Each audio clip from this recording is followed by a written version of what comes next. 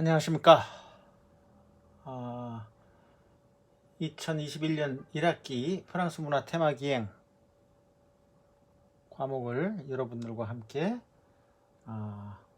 공부하게 될 불어불문학과 박찬인 교수입니다.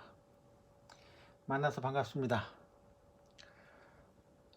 특히 20학번하고 21학번 신입생하고 지금 2학년 학생들이죠. 상상하지도 못하던 이 팬데믹 사태 때문에 1학년이든 2학년이든 학교에서 대면 수업을 하지 못하고 정말 아쉽고 안타깝게도 계속 이렇게 비대면 수업을 진행하게 돼서 정말 마음이 아픕니다. 19학번, 18학번, 17학번이야 그 전에 대면 수업을 했었기 때문에 대학생활이 어떤 거다 알고 있겠지만 작년 신입생하고 금년 신입생은 그럴 기회를 갖지를 못해서 정말 아쉽고 서운한 것이 한두 가지가 아니에요. 그렇지만 어려운 시절은 지나갑니다. It will pass away. 지나갈 거예요.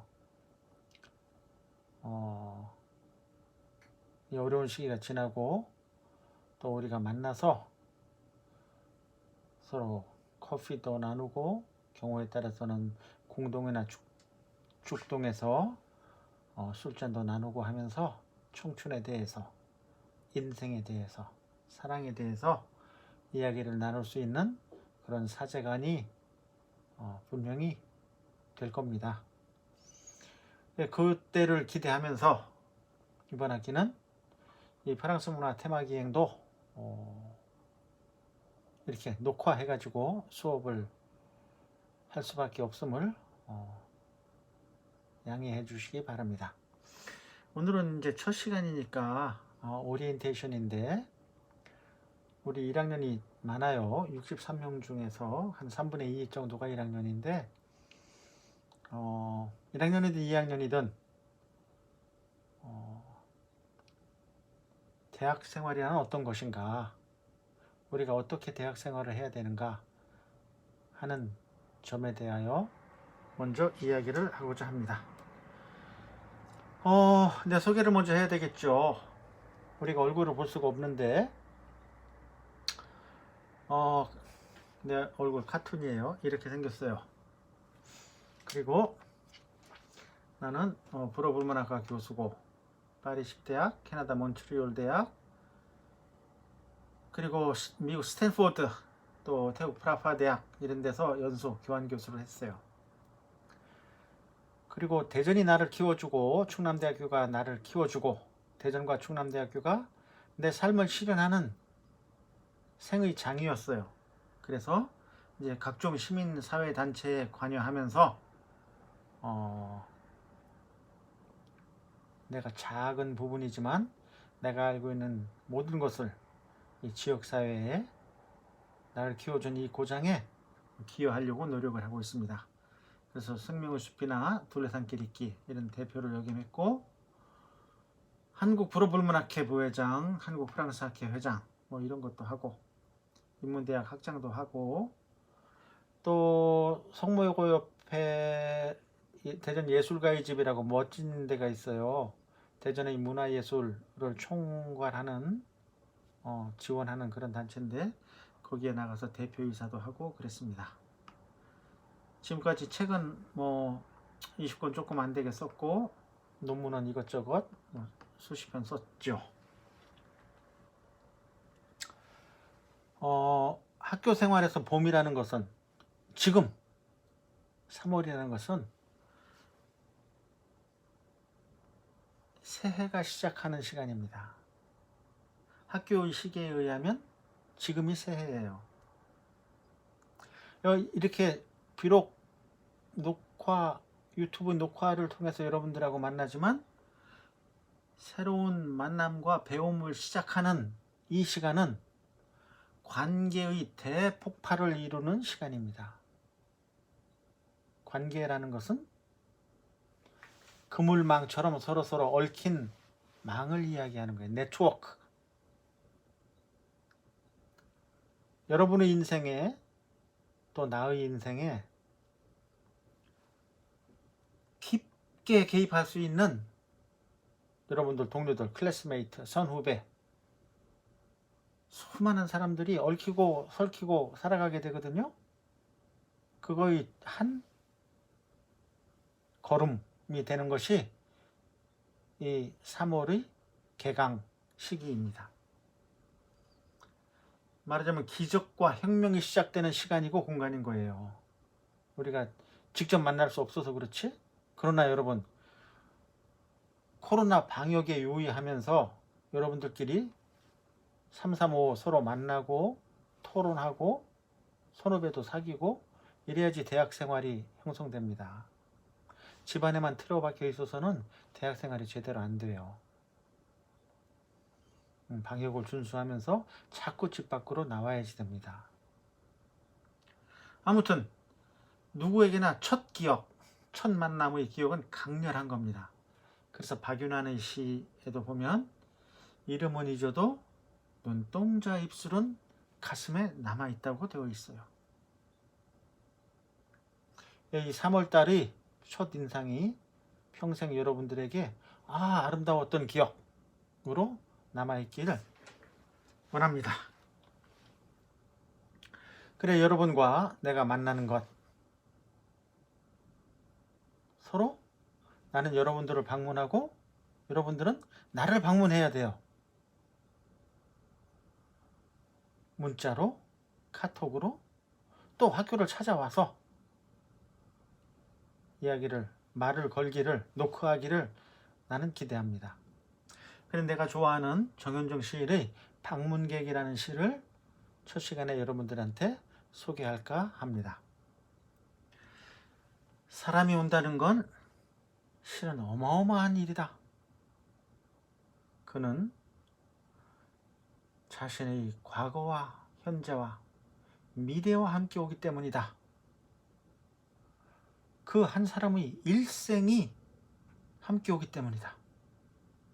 그러나 누구의 일생이든지 누구의 삶이든지 상처를 입고 아픔이 있기 마련이죠. 그래서 이 사람은 이렇게 얘기합니다. 부서지기 쉬운, 그래서 부서지기도 했을 그 여린 마음이 오는 것이다. 근데 그 여린 마음을 누가 보듬어 줘야 돼요? 서로 보듬어 줘야 되는 거예요. 그게 공동체고 클래스메이트고 충남대학교 동문이고 그런 거예요. 그래서 부서지기도 했을 마음이 오는 것이다. 근데 그 마음을 대개는 그동안은 누가 쓰다듬어 줬어? 그 갈피를 아마 바람은 더듬어 볼 수 있을, 바람이 어루만져 주고 애무해 주고 바람이 더듬어 볼 수 있을 그 마음, 내 마음이 너를 만나서 우리끼리 그런 바람을 그렇게 쓰다듬어 주고 어루만져 줬을 그런 바람을 흉내낸다면 그것은 환대가 될 것이다. 환대가 뭡니까? 호스피텔러티, 따뜻한 마음으로 허그하는 거, 안아주는 거죠. 예, 여러분들의 대학 생활이 또 3월의 이 개강 시간이 서로 환대하는, 사람을 사람으로서 인정하고 맞아들이는 그런 시간이 되기를 원합니다. 여러분의 삶에서도 그런 환대는 계속돼야지 돼요. 환대의 반대는 뭐겠습니까? 냉대죠, 냉대. 사람 취급 안 하는 거. 사람 취급을 되게 어떤 때 안 합니까? 제복을 입혔을 때 안 합니다. 군대에 가면 군번만 있어요. 더 이상 인간으로 취급하지 않아요. 병력 자원인 거죠. 형무소에 들어가면 모든 걸 다 빼앗깁니다. 번호만 있어요. 환대하는 게 아니죠. 그런 특수한 상황을 제외하고는 우리는 서로 사람을 반기면서 그 사람을 인정하면서 그렇게 서로 만나야 되는 겁니다. 그 공부를 하는 것이 대학 생활인데, 이 코로나가 끝나면 그동안 빼앗겼던 시간을 보충하는 뜻에서라도 여러분들은 서로서로 이 네트워킹 하는 것에 힘써야 됩니다.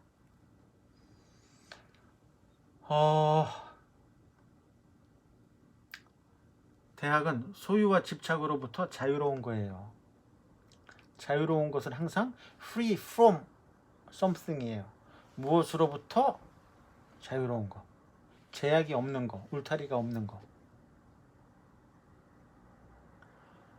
부모로부터 자유롭고, 소유로부터 자유롭고, 소유로부터 자유롭다는 것은 소유가 없어도 되는 거.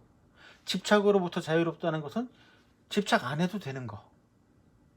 자, 20살의 나이에 누가 무슨 소유가 있고 무엇에 그렇게 집착을 하겠습니까?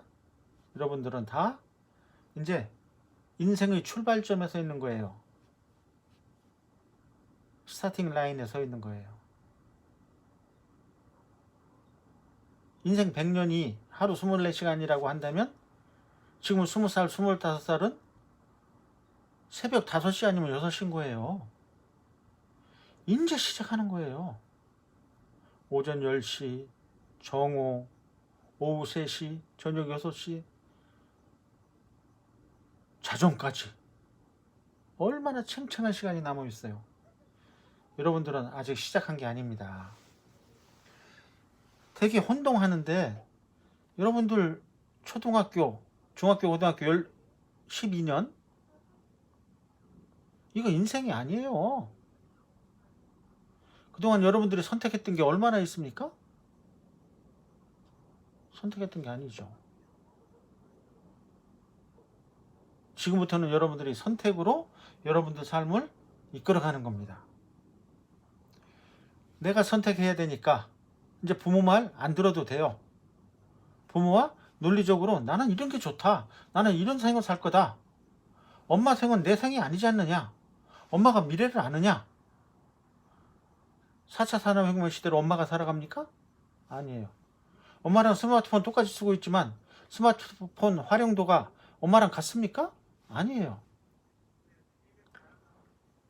다가 인싸, 링크드인 엄마가 합니까?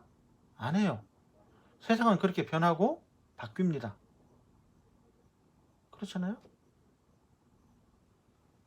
여러분이 선택해야 되니까 자유로운데 낯선 자유랑 만나게 되는 거죠. 그래서 이제 대학생은 여러분들이 나는 어떻게 살까? 나라는 인간은 도대체 뭔가? 내가 좋아하는 게 뭐냐? 나는 정말 수능 성적에 의해서만 여기 왔느냐? 내가 원하지 않는데 이 전공을 계속 할 거냐? 아니면 내가 좋아하는 거를 찾아야 할 거냐? 나는 30대에 어떤 인생을 살고 싶은가? 40대에 어떤 삶을 살고 싶은가? 이런 생각을 해야 되는 거예요.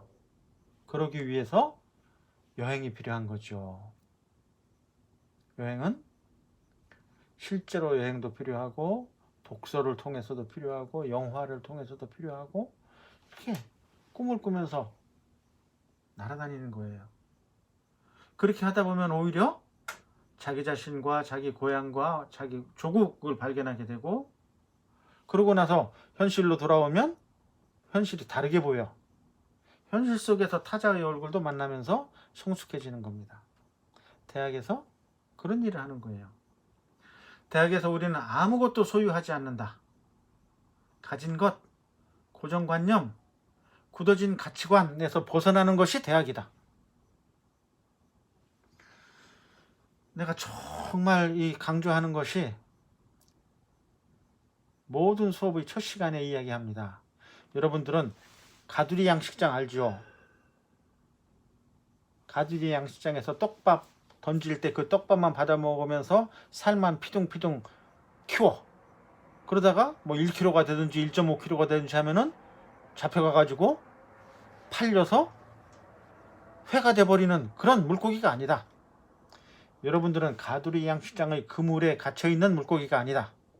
여러분들은 20살이 젊으면 이 강 상류는 어떻게 되어 있을까? 팍 치고 올라가고 올라가다 폭포를 만나면 막 뛰쳐 올라가려고 하다가 잘못하면 그 길거리로 떨어져서 아니면 바위 위에 떨어져서 막 바닥바닥 뛰기도 하고, 그러다가 비늘도 떨어지고, 그러다 상처도 있고, 잘못하면 죽고, 죽는 거 할 수 없는 거죠. 또 경우에 따라서는 이 깊은 바다는 어떻게 생겼을까, 바다로 팍 헤엄쳐 내려가다가 상어한테 먹히기도 하고. 그러나 세상의 시작과 끝은 어떻게 생겼는가 알고 싶어 하고, 호기심에 가득 차서 모험도 하고 여행도 하고, 열린 바다, 넓은 하늘, 트인 지평. 하버드 대학 캠퍼스에 뭐라고 써 있습니까? The world is our campus. 이렇게 써 있어요. 여러분들이 공부해야 되는, 학습해야 되는 공간은 사각형 강의실, 아니면 여러분들 아파트 조그마한 방, 이것이 삶의 공간이 아니에요. The world, 이 세상이 our campus, 우리 학습의 장이다, 배움의 장이다, 이런 말이에요. 그러니까 마음을 크게 먹고 겪어야 돼요. 제발 방구석에만 틀어박혀 있지 마세요. 그러면 대학생활도 안 되고 공부도 안 되고 제대로 안 됩니다. 다른 세계들과 만남을 통해서 나를 알고 넓어지는 거예요. 그런 의미에서 여러분들이 프랑스 문화 테마기행을 선택한 것은 참 잘한 거예요. 다른 세계를 안다는 것은 또 다른 창을 갖는 거예요. 또 다른 창을 가지면, 창 하나만 있을 때 그 창을 통해서 세상을 보는 거하고, 다른 창을 통해서 세상을 보는 거하고 세상이 달라 보이죠. 그런 의미에서 여러분들은 테마기행 택한 거는 참 잘한 거고, 테마기행 과목이 여러 개 있는데 그 중에서 또 4과목을 택한 거는 더 잘한 일이에요.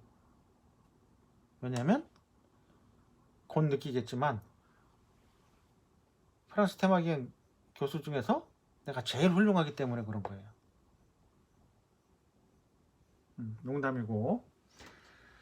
아무튼 해는 어디서 뜰까 하고 싸우던 유태인 이야기가 있어요. 유태인 A는 강릉에서 컸어. 정동진 옆에. 얘는 맨날 뜨는 해를 바라보았는데 바다에서 해가 떴어요. 유태인 B는 지리산에서 컸어. 얘는 매일 해 뜨는 거를 봤는데 산에서 해가 떠. 둘이서 싸워. 해는 바다에서 뜬단 말이야. 웃기는 소리 하고 있네. 해는 산에서 떠. 둘이서 마구 싸웁니다. 그러나 결론이 안 나죠. 왜? 둘 다 자기가 믿고 있는 것이 진리라고 생각하니까. 그래서 둘이서 유태인 C한테 판정을 해달라고 그럽니다. 야, 해 어디서 뜨냐? 나는 바다에서 뜨는데 얘는 자꾸 산에서 뜬대. 또 얘는 해는 분명히 산에서 뜬데 얘는 바다에서 뜬대. 그래서 유태인 C가 뭐라고 합니까? 너네 둘 다 틀렸어. 해는 건물 위에서 떠. 얘는 도시에서 컸기 때문에. 바로 그겁니다. 다른 세계들을 만나지 않으면 내가 알고 있는 것이 절대적 진리인 줄 알고 자기 고집, 아집만을 주장하게 돼요. 그래서 창을 여러 개 가져야 되는 거죠.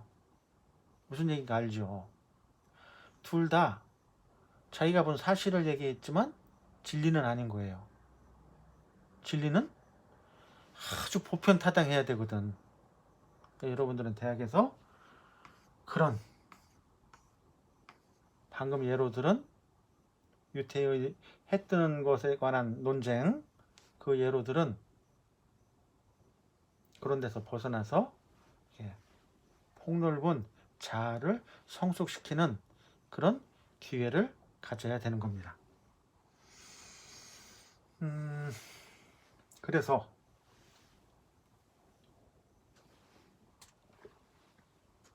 지금은 바야흐로 길의 시대예요. 호모 비아토. 아까도 얘기했지만 집으로부터 나와라. 골방에서 광장으로 나와라. 세상은 넓고 꼭 돈 드는 게 아니다. 여러분들 갑천을 걸어보세요. 유성천을 걸어보세요. 학교 뒷산을 걸어보세요. 별별 시설들이 다 있습니다. 가다 벤치도 있고 뭐 운동하는 시설 다 있고, 어느 틈인지 우리나라가 굉장히 좋은 나라가 되어 있어요. 이제는 더 이상 가난한 나라가 아니라. 그래서 사회적 자본으로 그런 시설들을 다 해놓았습니다. 그거를 이용하면서 걸으면서 사유하고 그러면서 성숙하고 하는 시간을 가져야 됩니다.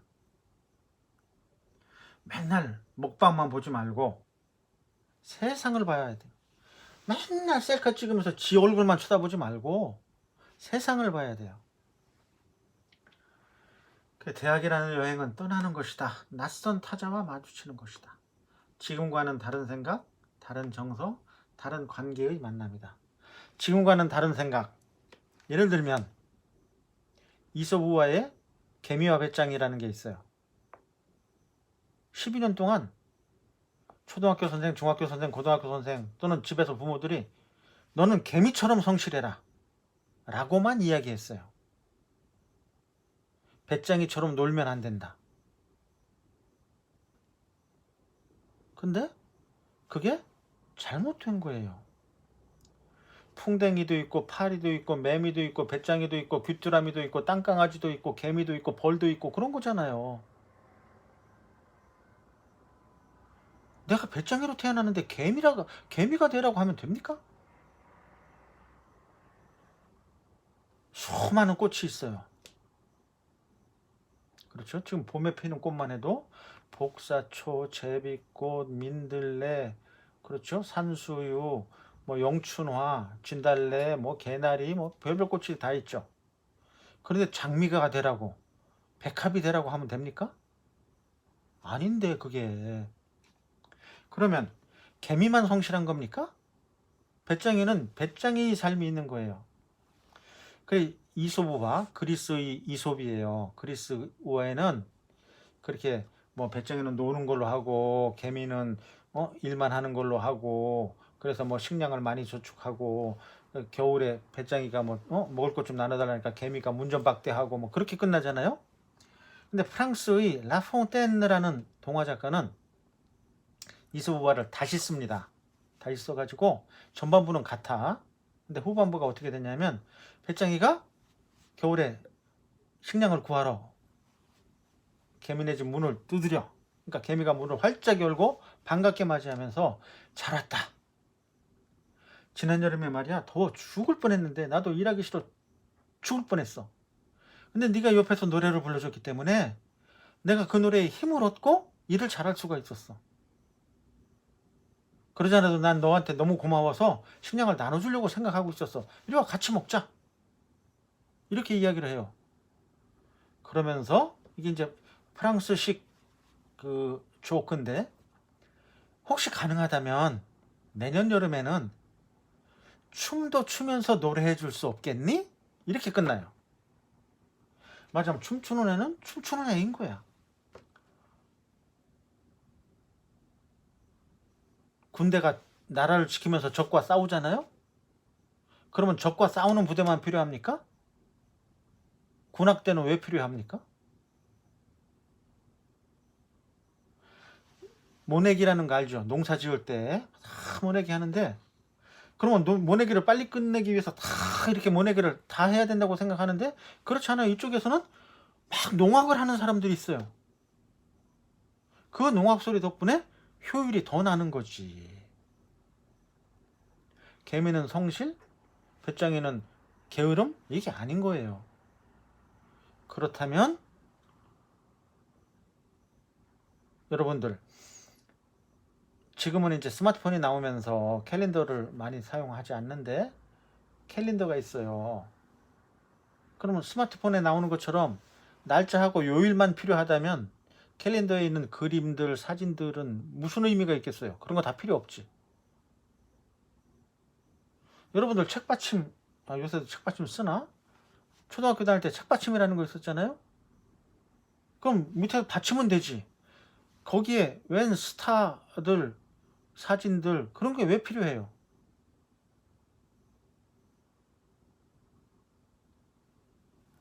세상은 실용적인 것만으로 이루어지지 않아요. 어떻게 보면 실용적이지 않은 것 같은데 삶에 도움이 되는 것, 삶을 풍요롭게 하는 것을 더 중요하게 하면서 세상은 이루어가고 있어요. 옷장에 옷만 넣으면 된다? 근데 그 수많은 옷장이 왜 필요합니까? 여러분들 신발 살 때 나이키를 산다고 합시다. 아무 나이키나 그냥 신습니까? 얼마나 많은 것들을 신어보고 딴 데 또 뭐 프로스펙스도 가보고 리복도 가보고 뭐 다 하잖아요. 그냥 신고서 발만 보호하면 됩니까? 그게 아니지. 그럼 뭡니까? 실용성만 추구하는 게 아니에요. 인류 문화는 오히려 딱 필요한 실용 그보다도 그 외적인 것으로 이루어져 있어요. 여러분도 옷 고르는 거 생각해 보세요. 내가 안경을 썼는데 안경점에서 시력을 재고 그냥 아무거나 씁니까? 시력 재고 렌즈 고르는 데는 사실은 5분도 안 걸려. 근데 렌즈를 동그란 걸로 할 거냐, 팔각형으로 할 거냐, 큰 걸로 할 거냐, 잠자리 눈처럼 생긴 걸로 할 거냐, 태는 또 은태냐, 금태냐, 뿔태냐, 이게 보는 거랑 아무 관계 없지. 그런데 그거에 더 많은 노력을 들이고 더 많은 시간을 들이는 거예요. 인류 사회는 그렇게 돼 있는 거예요. 그동안 이제 개미와 배짱이 이야기를 하면서 이야기가 좀 길어졌는데 11년 동안 개미는 착한 놈, 좋은 놈, 성실한 놈, 배짱이는 게으른 놈, 나쁜 놈, 저렇게 해서는 안 되는 놈, 이렇게 배웠단 말이에요. 그게 아닌 거야. 지금과는 다른 생각, 다른 정서, 다른 관계와 만나야지 돼. 오랜만에 쏘버렸더니 목이 다 쉽니다.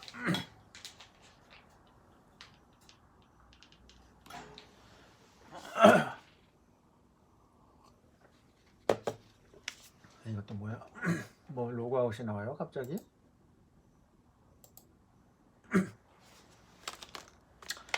자, 그 다음에 길 위에서 길을 물어라. 구글이 안 보여주는 거, 구글이 안 보여주는 거, 네이버가 대답 못하는 거를 찾을 줄 알아야지 돼요. 가진 것, 소유를 중심으로 인생을 기획할 생각을 하지 말아라. 첫 시간에 여러분들에게 강조하고 싶어요.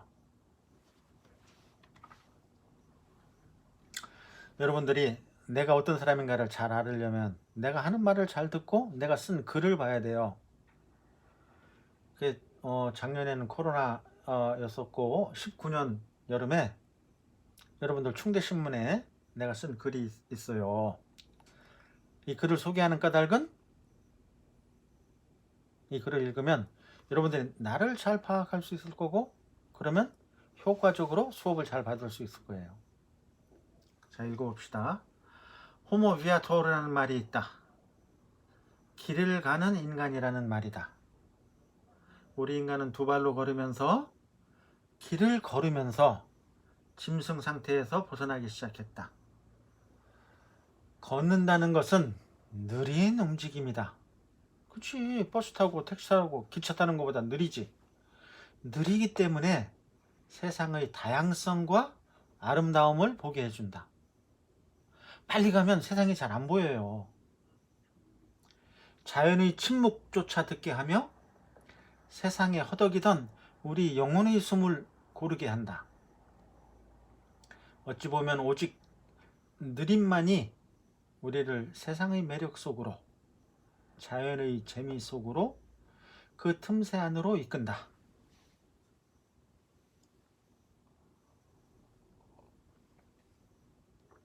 둘레길, 오솔길, 애움길에서 우리가 만날 때 우리는 마침내 세상을 있는 그대로 즐길 수 있다. 용도와 소유의 개념으로 세상을 만나는 것이 아니라 그냥 있는, 나 이전에도 있었고 내가 죽은 뒤에도 있을 자연을 만나고 느끼면서 행복한 것이다. 그런 넉넉함 때문에 풍경도 보이고 나도 보인다. 고은 시인도 그래서 올라갈 때 보지 못한 그 꽃을 내려갈 때 보았을 것이다. 걷기는 육체와 영혼을 함께 가꾸기 때문이다. 걷는다는 것은 존재의 총체를 관통하기 때문이다. 그러나 현대 자본주의가 부채질한 속도의 소용돌이에 휘말리면서 빨리빨리 우리는 자동차의 노예, 집의 노예, 어떻게든지 막 아파트를 사야 된다고, 집을 사야 된다고 그러잖아요. 직장의 노예. 그걸 위해서 젊음을 다 망치고 유보하고 소비하고 그러잖아요. 관계망의 노예로 전락했다. 돈, 획득, 소유, 독차지 따위 어휘들만을 머릿속에 가득 채운 채 많은 사람들이 어느 순간 걷는다는 원초적 본능을 망각하고 속도의 질주만을 경배한다. 또 어떤 이들은 점점 사적 공간에 틀어박혀 때로는 몸을 완전히 망각하고 컴퓨터, 스마트폰, 온라인 기반의 활동 등에 몰입한다. 여가 시간에조차도 그것들이 망에서 벗어나지 못한다. 거미줄에 걸린 곤충처럼 많은 이들이 삶의 기쁨, 삶의 역동과 같은 중요한 것들을 잃고 잊고 살아간다. 보통 평범한 시민으로서 나는 도시건 시골이건 모든 열린 공간에서 자발적으로 자유롭게 걸을 수 있음을 사랑하고 기꺼워하며 또 향유하고자 한다. 그래서 오늘 같은 방학의 날에는 일상의 책무에서 벗어나 꿈을 꾸며 걷고 추억하고 사유하고 기도하며 행복을 느낀다. 루소와 보들레아르, 칸트, 하이데거 등 많은 이들이 걸으면서 세상을 바꾸는 위협을 이루었다. 걷는 시간에 느끼는 건 발걸음 하나하나가 사유가 된다는 것이다.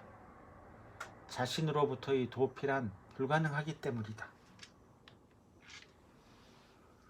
흔히 인생을 여행이나 소풍에 비유하는데 여행이나 소풍 혹은 산책을 떠나는 일은 그 비유를 구체화하는 일이다. 몸과 상상력을 통해 인생을 구현하는 일에 다름 아니다. 역시 걷기를 사랑하는 철학자 리베카 솔릿이 걸어가는 사람이 바늘이고 걸어가는 길이 실이라면 걷는 일은 찢어진 곳을 꿰매는 바느질입니다. 보행은 찢어짐에 맞서는 저항입니다. 라고 하는 언술은 늘 내 가슴에 남아있다. 대자연은 산이든 숲이든 아니면 바다든 신비하고 고유한 힘으로 인간을 위로한다. 숲속에서 나는 새소리와 더불어 흘러가는 구름과 더불어 안정과 활력을 얻는다.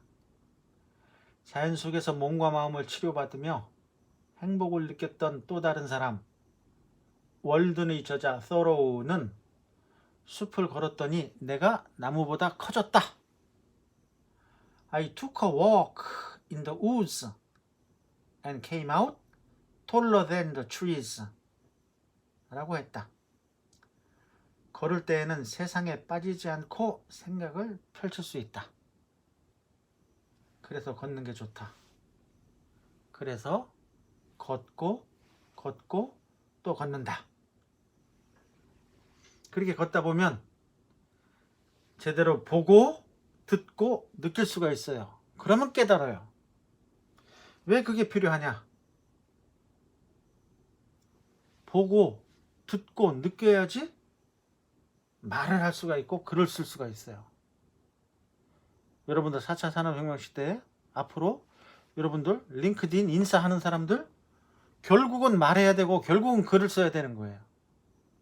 그 훈련을 대학 생활에서 해야 되는 겁니다. 네, 오늘 여기까지입니다. 수고하셨어요.